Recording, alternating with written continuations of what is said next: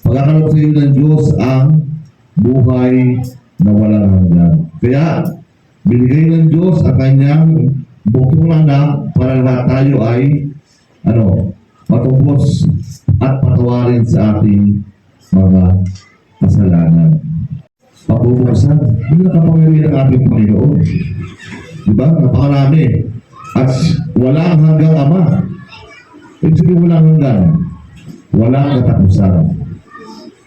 Ayan karating sila ating Panginoon, Yesu Cristo.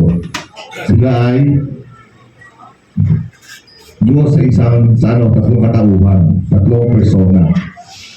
Dapat sila ay manatili habang buhay at hindi sila namamatay. Ang libo, di ba? Pero di ba? Limang tinapay at dalawang isla, pinag-pray niya lang. At nakakain ang 5,000, marami mga tao. Di ba? Di malayon. Di ba? Pinag-pray niya yung sa may bayong.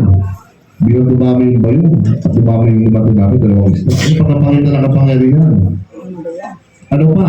Ng Diyos sa aklat ng mga Lucas, Kapitulo 6, talatang 38.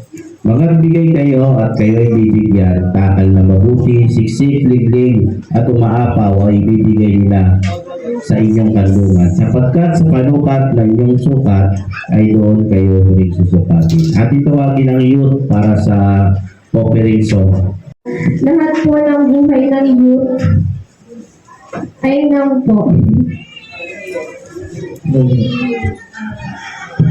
Ayan, then pinapray po namin ang kalusugan ng aming youth president na si Sis Jaya.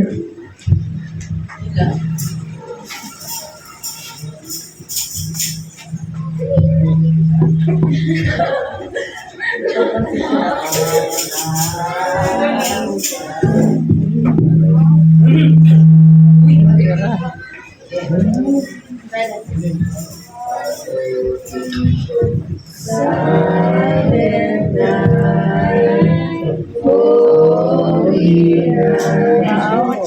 All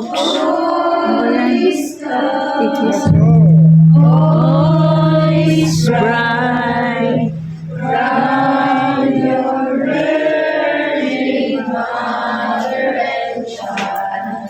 Sintonado. Hanggang sa pihit. Buti ka pa, may dalang Huwag kang mag-alala. Mayroon ka yan.